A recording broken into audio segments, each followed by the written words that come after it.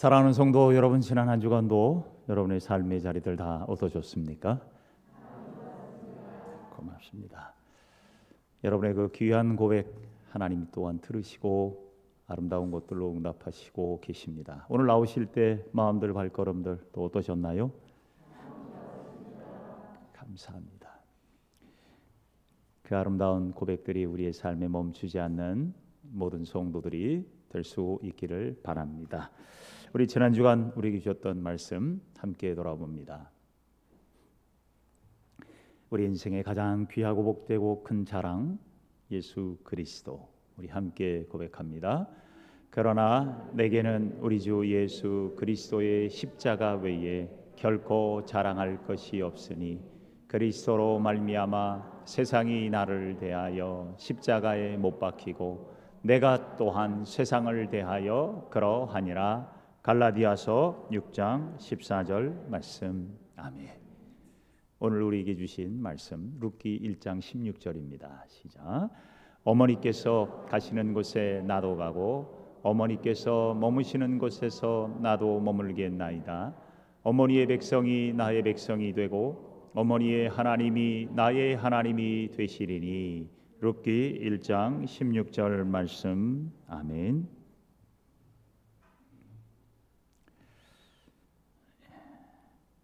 사랑은 고백해야 사랑이라고 합니다. 아무리 마음으로 사랑하고 생각 속에 사랑하고 지식적으로 사랑한다고 해도 사랑한다는 고백이 없으면 사실은 아무런 의미가 없기도 합니다. 사랑한다는 단순한 소리를 듣고자 하는 것이 아니라 그 사랑한다는 고백 속에 담긴 마음을 듣고자 하는 거지요. 소리에 담긴 마음의 고백. 그럴 때 우리는 마음이 움직이고 또 감동이 됩니다. 성경은 하나님이 인류를 향한 사랑의 고백입니다. 하나님께서 모든 사람을 사랑하셨기에 라는 요한복음 3장 16절의 말씀, 바로 그 위대한 고백이 온 인류를 구원하게 만든 동력이었습니다. 원인이었습니다. 그러기에 그 하나님의 사랑의 고백을 들은 또 모든 백성들이 신앙의 고백을 통해서 하나님의 사랑에 응답하는 것, 그것이 바로 그리스도인의 모습이라고 할 수 있습니다. 신앙 고백이란 나를 사랑하는 하나님, 그 하나님을 믿는 나의 또한 사랑의 고백이기도 합니다. 여러분, 우리가 매주일 예배 때마다 고백하는 신앙 고백, 사도신경이 있지요. 이것은 어떤 의미로 보면 하나님을 향한 우리의 믿음의 고백이기도 하지만 하나님을 향한 나의 사랑의 고백이기도 합니다. 내가 믿는 믿음을 그렇게 날마다 하나님 앞에 고백할 때 우리의 신앙은 더욱 아름다워지고 든든해져 갈 수 있기 때문입니다. 우리가 예수를 구주로 믿는 것을 생각으로만, 지식으로만이 아니라 입으로 고백할 수 있다는 것은 굉장한 의미가 있습니다. 하나님은 그 믿음의 고백을 우리에게 날마다 듣기를 원하고 계십니다. 그것이 바로 신앙인의 삶이기 때문입니다. 사도 바울은 로마교회 공동체를 향해 이런 고백을 했습니다. 로마서 10장 10절을 세번역으로 보면 사람은 마음으로 믿어서 의에 이르고 입으로 고백해서 구원에 이르게 됩니다 라고 되어 있습니다. 여러분, 하나님은 우리의 아름다운 사랑의 고백, 믿음의 고백을 듣기를 원하십니다. 그것이 바로 성도를 성도되게 하고 교회를 교회되게 하는 그러한 동력이 되기 때문입니다. 룻기는 이스라엘이 아닌 모압 이방 여인의 이름입니다. 이 룻기 안에는 아름다운 여인들의 고백이 있습니다. 한 이방 여인의 고백, 그리고 이스라엘 백성 중 가운데 나옴이라는 여인의 고백. 이 고백이 담긴 이 룻기 속에 얼마나 하나님이 감동하셨고 사람들이 얼마나 아름다운 감동을 느꼈는지 이 책의 제목을 룻기라고 정했습니다. 룻, 그 한 여인의 이름이 이렇게 귀하고 아름다운 결실로 이어질 줄은 누구도 상상하지 못했을 것입니다. 사랑하는 성도 여러분, 우리 모두 하나님 앞에 아름다운 고백으로 주님과 동행하는 성도들이 되시기를 바랍니다. 사랑하는 연인은 만날 때마다 아름다운 고백을 남고 아름다운 고백을 듣기를 원하지 않습니까? 바로 그 사랑의 아름다운 고백들이 하나님과 우리 사이에 넘쳐나게 될 때 성도는 성도되고 하나님의 은혜는 더 충만하게 될 줄로 믿습니다. 오늘 룻기 속에 하나님께서 주신 이 말씀 가운데 하나님이 우리를 향하여 늘 듣기를 원하시는 두 가지의 고백이 있습니다. 그 두 가지의 고백, 첫 번째는 결단의 고백입니다. 이 결단의 고백은 룻을 통해서 우리에게 보여주고 있습니다. 이 룻의 고백은 한마디로 말하면 결코 돌아서지 않겠습니다. 결코 떠나지 않겠습니다. 하나님과 함께라는 거지요. 룻기는 사실 가슴 아픈 가정의 이야기로 시작이 됩니다. 사사들이 치리하던 시대에 유다 땅에 살던 엘리멜렉이라는 사람이 있었습니다. 이 사람이 한 가정을 이루고 살고 있는데 유다 땅에 극심한 가뭄이 들게 되고 이 가뭄 때문에 이 엘리멜렉 가정은 새로운 꿈을 가지고 이웃 나라인 모압으로 이주를 하게 됩니다. 과거의 아메리칸 드림, 또 요즘의 동남아에서는 코리안 드림 하듯이 이 엘리멜렉은 나름대로 모압 드림을 꿈꾸고 이방 나라로 이주를 하게 됩니다. 아들 둘을 데리고 나오미와 함께 네 식구가 이주를 하게 됩니다. 열심히 살아보려고 애도 썼습니다. 그런데 가슴 아프게도 모압 땅에 거주한 지 얼마 되지 않아 엘리멜렉은 숨을 거두고 맙니다. 성경에는 그가 왜 죽었는지, 무엇으로 죽었는지 기록에 남아있지는 않습니다만은 그는 죽었습니다. 기가 막힌 상황에 처한 나오미, 자기가 간수해야 될 두 아들을 품에 안고 살아갑니다. 악착같이 살아야 했습니다. 가장을 잃어버린 여인은 당시에 아무 능력이 없는 여인입니다. 먹고 살기도 쉽지 않은 이 삶을 이겨냈고 견뎌냈습니다. 10여 년 세월이 지난 후에 드디어 장성한 아들들을 장가를 보내게 됩니다. 두 아들이 모압 여인들과 결혼을 하게 됩니다. 그런데 설상가상으로 결혼 생활한 지 얼마 되지도 않아 두 아들마저 얼마 살지 못하고 죽게 됩니다. 기가 막힌 가정사의 이야기입니다. 남편도 잃고 두 아들도 잃고 나오미에게는 오직 모압 두 며느리밖에 남지 않았습니다. 먹고 살 길도 막막합니다. 가뭄을 피해 살려고 갔던 그 모압 땅이 슬픔의 땅이 되었고 눈물의 가정을 이루고 말았습니다. 그녀는 돌아가야겠다는 결단을 합니다. 두 며느리를 데리고 돌아가고 있는 중에 고민에 빠집니다. 이 젊은 두 며느리를 어찌할꼬? 이들 또한 앞으로 살아야 되는데 홀로 된 나를 그리고 나와 함께 산다는 것이 도대체 마음에 들지 않아 이 나오미는 그의 며느리들에게 말합니다. 얘들아, 너희들 이제 여기까지가 최선을 다했다. 이제 각자의 길로 가라. 충분히 다했으니 이제 너희들이 살 길을 찾아가라. 모압으로, 그리고 너희들이 섬기는 신으로 돌아가라. 두 며느리들이 어머니의 마음을 이해하든지 붙잡습니다. 그러지 말라고.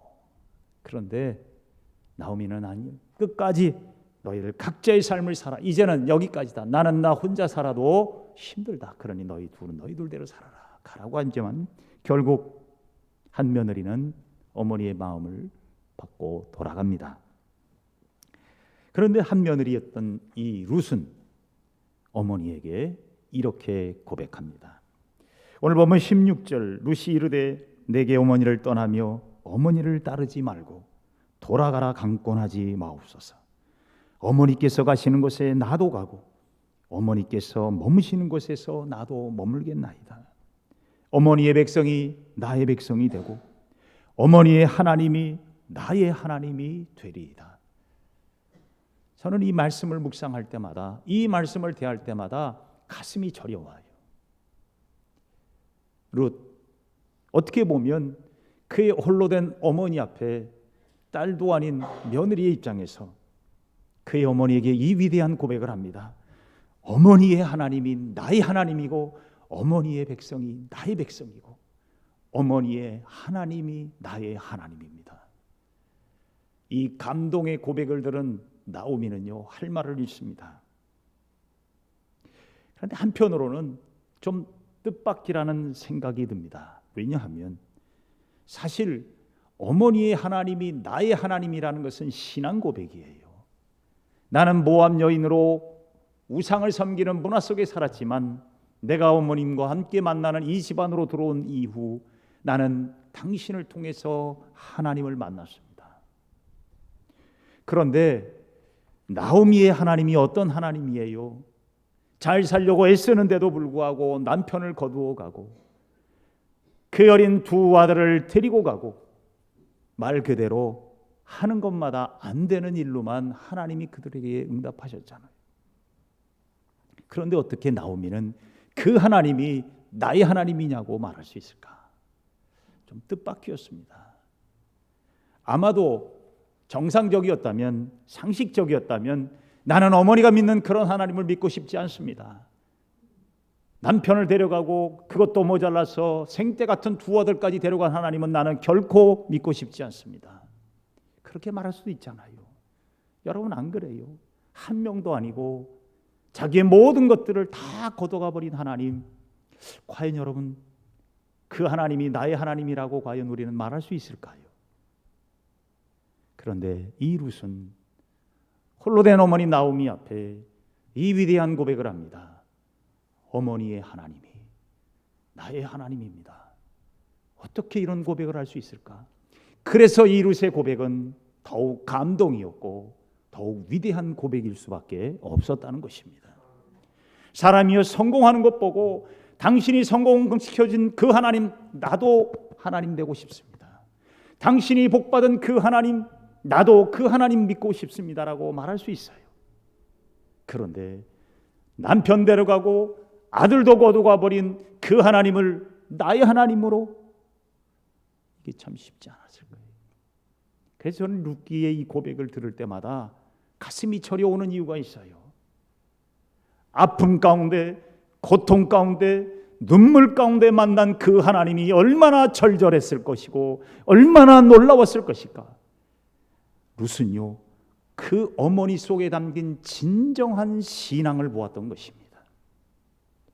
자신의 삶이 다 무너지는 것 같고 기가 막힌 운동에 빠지는 그 순간에도 그는 결코 하나님을 버리지 않았고 그는 결코 하나님을 떠나지 않았던 그 신앙, 그 믿음을 이 룻은 보았던 것입니다.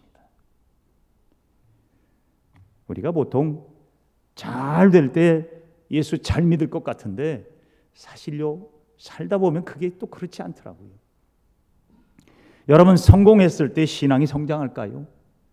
뭔가 부여가 잘 될 때 신앙이 성장할까?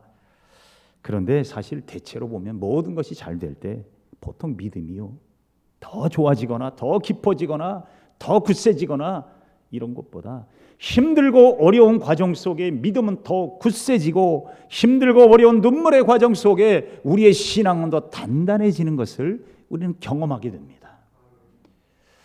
얼마 전에 어느 목사님하고 모임을 가다가 차를 타고 가다가요, 과거에 기도원이 이렇게 많이 있는 지역을 지나갔어요. 한때 그곳에는 수많은 성도들이 와서 눈물로 기도하고 하늘을 향해 부르짖었던 그곳, 저 산 언덕 어딘가에 소나무 뿌리 뽑겠다고 나무 기둥 붙잡고 기도했던 그때가 엊그제인데 지금은 그곳에요, 사람이 없어요. 왜 이렇게 됐을까? 우리 서로 목사님들이 이야기를 했어요. 목사님 왜 이렇게 됐을까요? 이유는 하나예요. 잘 살아서, 잘 돼서, 할만해요. 그러니까 딱 답이 나와요. 하나님이 별로 필요가 없어요. 그때는 하나님이 너무 필요했어요. 눈물로 엎어줬어요. 가슴을 부여잡고 소나무 뿌리 붙잡고 이거 뽑으면 하나님 응답해 주시겠습니까? 엎드렸어요. 그런데 하나님이 복을 주셨는데 복으로 더 잘 믿을 줄 알았는데 복이 영적 독이 될 줄은 몰랐어요. 룻은요, 나오미의 믿음을 어떻게 보았을까? 저런 믿음이란, 난 저런 하나님 믿고 싶지 않아. 그럴 수 있지만 룻은요, 진정한 믿음을 보았어요. 진정한 믿음은 고난 가운데 꽃이 피는 믿음이에요. 아론의 지팡이에 싹이 나는 그 믿음, 말라 비틀어진 나무에서 싹이 나게 하는 그 믿음, 그 믿음이 진짜 믿음이라는 거예요. 여러분, 잘 되고 성공하고 그런 복 주면 누가 그거 싫다 그러겠어요. 그런데 진짜 믿음은 고난 중에도 붙잡은 믿음. 룻은 이걸 보았어요. 이 믿음이면 살겠구나. 이 믿음 정도는 가져야 내가 살겠구나. 그래서 그는 어머니의 하나님이 나의 하나님 되기를 원합니다. 어머니가 믿은 그 믿음이 나의 믿음이 되기를 원합니다. 이 믿음이 진짜 믿음이었던 거지요. 결국 고난이 우리를 주께로 더 가까이 가게 한다는 진리가 새롭게 시작됐습니다. 이어지는 룻의 고백 17절을 보시면 룻은 이렇게 고백합니다. 어머니께서 죽으시는 곳에서 나도 죽겠습니다. 어머니께서 묻히는 그곳에서 나도 묻히겠습니다. 내가 죽는 일 외에 어머니를 떠나면 여호와께서 내게 벌을 내리시고 더 내리시기를 원하나이다 하는지라. 룻은 죽어도 어머니를 떠나지 않고, 만일 그렇다면 하나님이 내게 벌을 내려달라고까지 합니다. 여러분, 하나님이 이 기도와 이 고백을 어찌 그냥 내버려 두셨겠습니까? 룻기의 결론은 우리가 잘 알다시피 룻의 가정, 이 집안은 여러분 다윗의 조상이 됩니다. 우리가 잘 아는 다니엘과 세 친구들의 이야기가 있습니다. 다니엘과 세 친구들 바벨론 왕 느부갓네살 밑에서 아주 똑똑한 청년으로 이스라엘 백성으로 그들이 쓰임을 받기를 위해 뽑았습니다. 그런데 이들에게 변하지 않는 한 가지가 있어요. 그들은 오직 여호와 하나님께만 엎드린다는 것입니다. 당시에 느부갓네살 왕이 이러한 사람들을 골라내려고 법령을 만듭니다.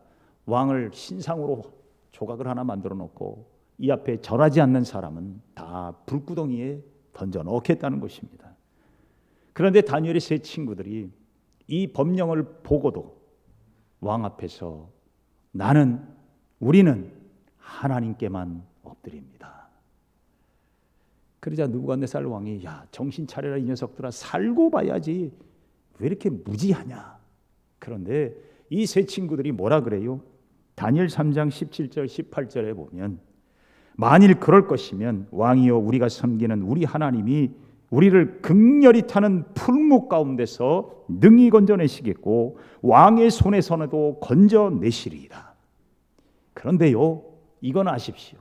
그리 아니하실지라도 왕이여 우리가 왕의 신들을 섬기지도 아니하고 왕의 세우신 금신상에게 절하지도 아니할 줄을 아옵소서. 여러분, 얼마나 위대하고 감동적인 고백입니까? 하나님이 내게 복을 주셔도 감사하고 믿습니다. 그런데 복 주지 않아도 나를 힘들게 해도 나를 심지어 죽일지라도 나는 하나님입니다. 여러분, 믿음은 이게 믿음이잖아요. 잘 될 때만 믿는다. 여러분, 그게 무슨 믿음입니까? 진정한 믿음은, 살아있는 믿음은, 하나님을 감동시키는 믿음은 눈물의 자리에서도 하나님, 고통의 순간에도 하나님, 잘 될 때도 하나님, 모든 어떤 상황에도 하나님을 고백하는 자가 될 수 있기를 바랍니다. 그게 진짜 아니겠어요? 오늘의 상황은 얼마든지 변합니다. 오늘의 기쁨이 내일은 슬픔이 될 수도 있어요. 오늘의 눈물이 내일은 감격이 될 수도 있습니다. 그러나 아무리 상황이 변해도 변하지 않는 것 한 가지, 여호와 하나님이십니다.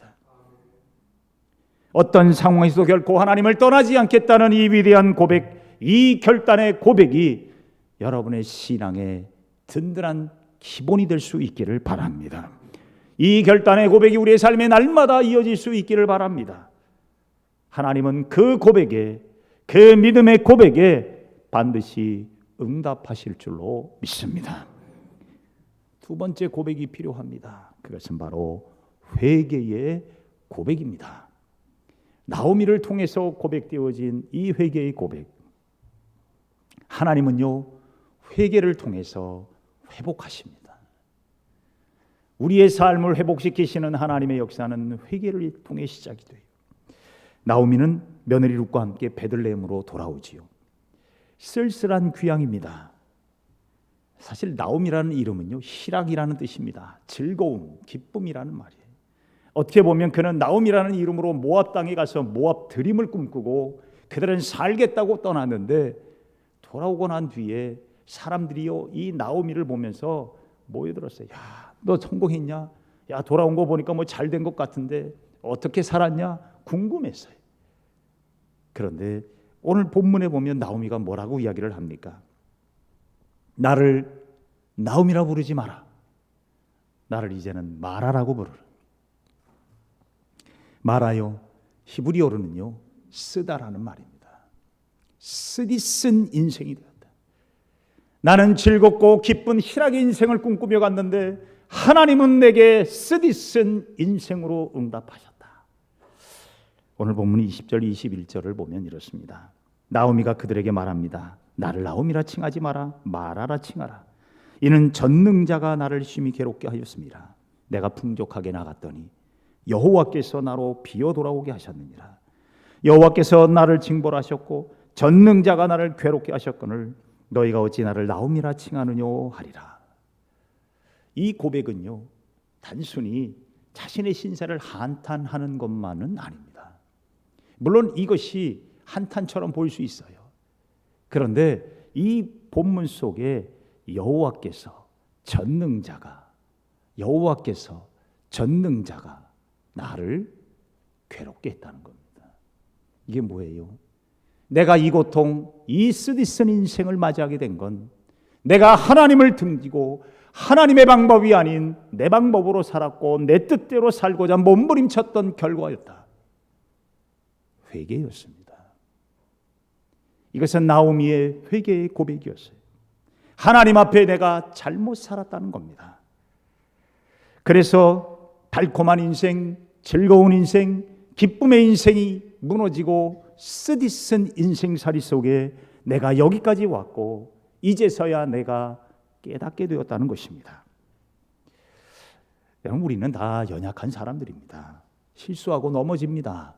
하나님을 믿고 살면서도 우리는 때론 넘어져요.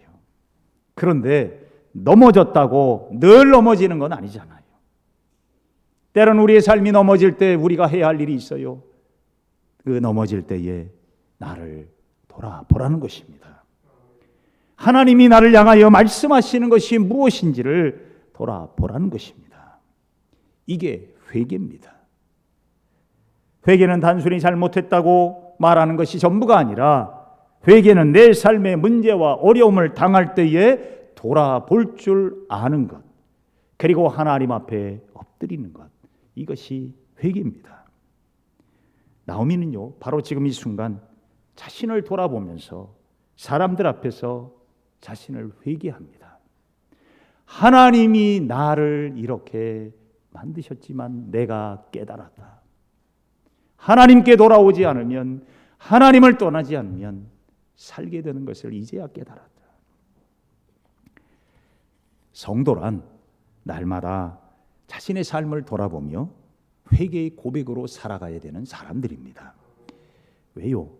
회개할 때 하나님은 우리를 회복시키기 때문입니다. 구원받은 사람은 회개할 필요가 없는 사람이 아니에요. 구원받았다는 것은 죄 사함을 입은 사람이에요. 그런데 죄 사함을 입은 사람이 해야 될 사명이 있어요.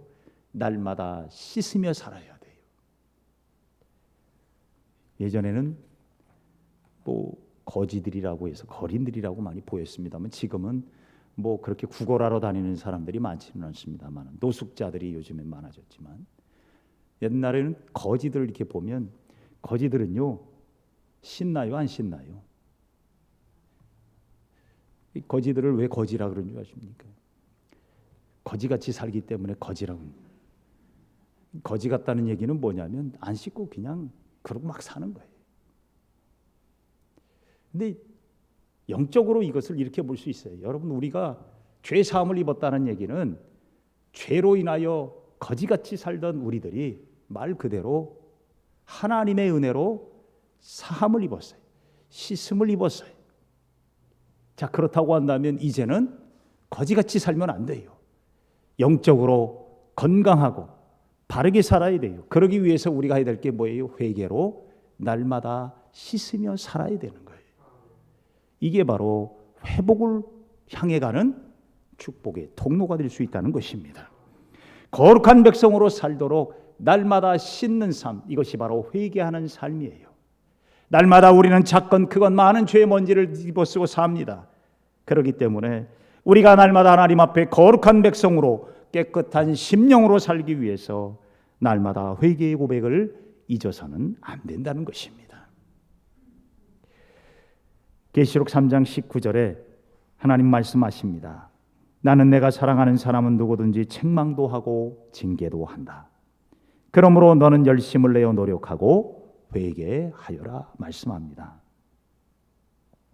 사랑하는 성도 여러분, 쓰디쓴 인생을 만난 두 여인의 고백에 하나님은 다윗의 조상이 되게 하시는 축복으로 회복시키시고 응답하셨습니다.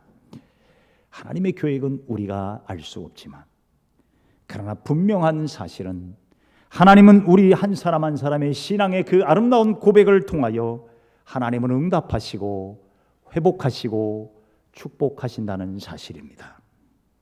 결코 하나님을 떠나지 않겠다는 이 룻의 아름다운 고백처럼 결단의 고백이 날마다 우리의 삶에 이어질 수 있기를 바랍니다. 또한 날마다 우리가 하나님의 거룩한 백성으로 살아가기 위해서 우리의 죄의 먼지를 씻어내는 회개의 고백들이 넘쳐나는 성도들이 되시기를 바랍니다. 우리가 하나님이 기뻐하시는 고백을 드리며 사는 삶을 어떻게 하면 살 수 있을까? 작은 것 하나도 우리는 하나님께 고백하며 살아야 되겠는데 하는 생각을 하다가 세 가지가 생각이 났어요. 그게 뭐냐면, 여러분, 우리가 날마다 식사할 때마다 기도하고, 우리가 아침에 눈을 뜨며 기도하고, 우리가 삶의 자리 속에 기도할 때 이 세 단어를 우리가 항상 고백하면 어떨까? 식사 기도할 때 앞으로 이렇게 했으면 좋겠다 하는 생각이 드는 게 있어요. 여러분, 식사할 때 빨리 먹어야 되잖아요. 그러니까 간단하게 기도해야 되잖아요. 제가 초간단 세 단어를 여러분에게 알려드립니다. 우리가 주님 앞에 식사할 때, 주님 믿습니다. 주님 사랑합니다. 주님 감사합니다. 이 단어 세 가지가 하나님의 마음을 여러분 감동시킬 수 있는 단어일 수 있어요. 여러분, 복잡하게 오늘은 맛있는 나물을 주셔서 감사합니다. 뭐 구체적으로도 얼마든지 기도할 수 있어요. 그런데 여러분, 이 세 단어를 여러분 우리가 항상 기억하며 주님 믿습니다. 주님 사랑합니다. 주님 감사합니다.